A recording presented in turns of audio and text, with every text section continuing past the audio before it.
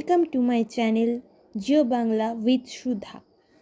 আমার প্রিয় মাধ্যমিক ভাই বোনেরা, আজকে আমি চলে এসেছি মাধ্যমিক বাংলা লাস্ট মিনিট সাজেশন নিয়ে, যেখানে আমরা আলোচনা করব 3 নম্বর ও 5 নম্বরের গুরুত্বপূর্ণ প্রশ্নগুলি।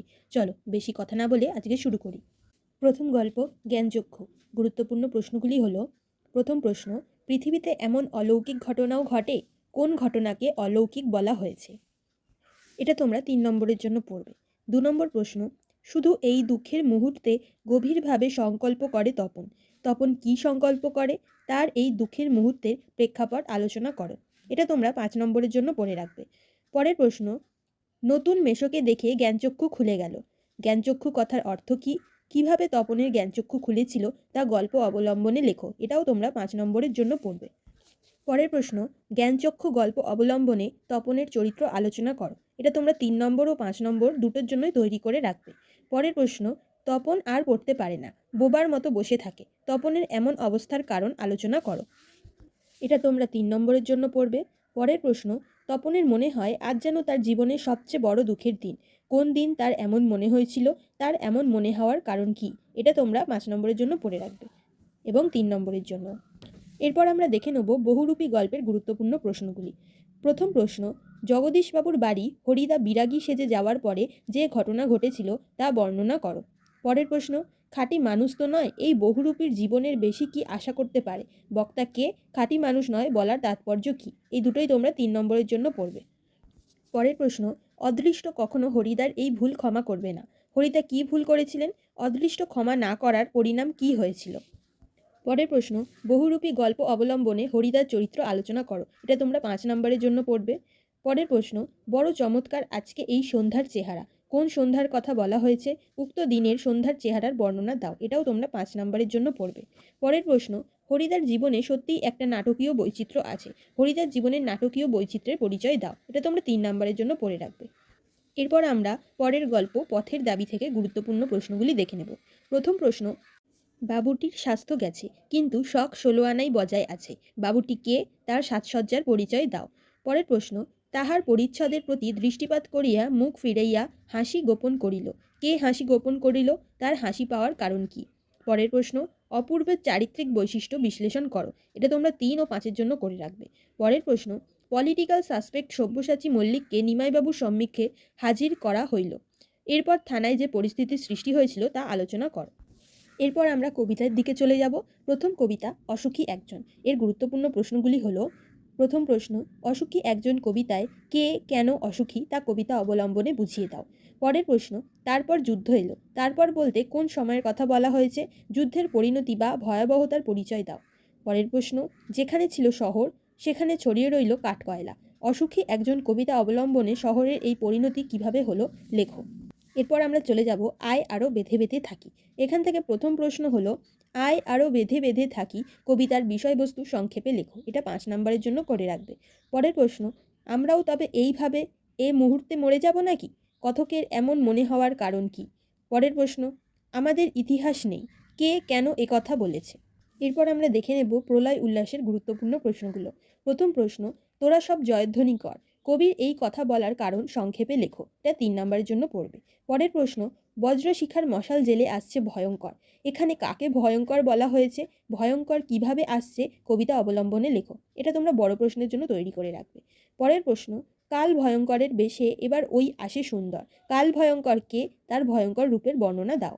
পরের প্রশ্ন, প্রলয় উল্লাস কবিতায় একদিকে ধ্বংসের চিত্র আঁকা হয়েছে, আবার অন্যদিকে নতুন আশার বাণী ধ্বনিত হয়েছে। প্রসঙ্গটি কবিতা অবলম্বনে আলোচনা করো।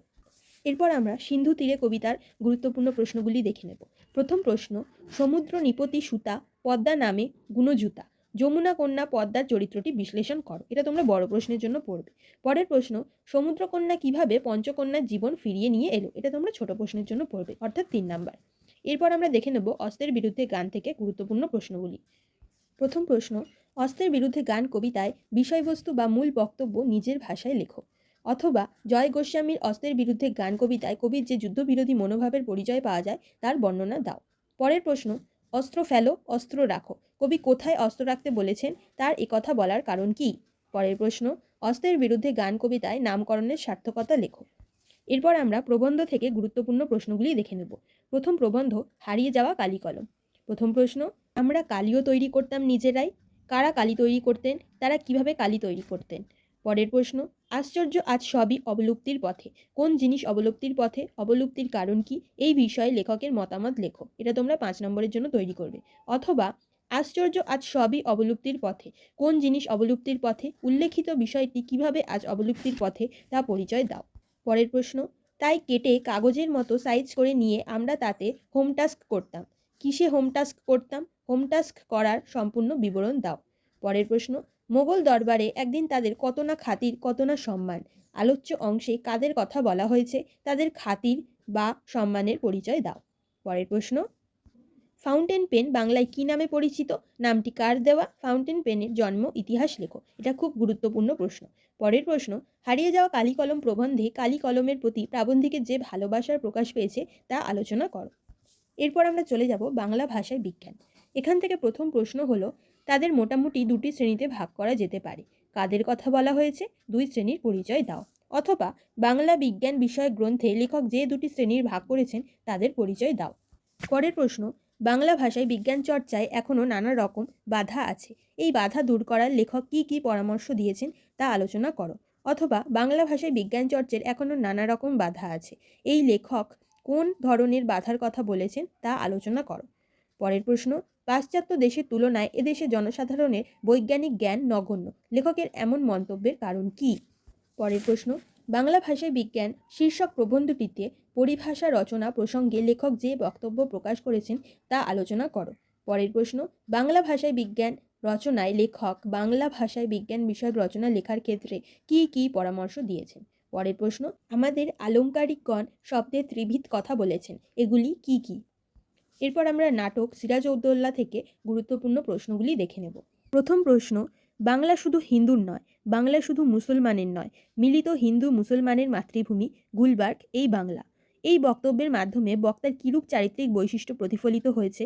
অথবা বক্তার দেশপ্রেম ও সাম্প্রদায়িক সম্প্রীতি বোধের পরিচয় দাও। পরের প্রশ্ন, কিন্তু ভদ্রতার অযোগ্য তোমরা কাকে উদ্দেশ্য করে বলা হয়েছে? বলার কারণ কি?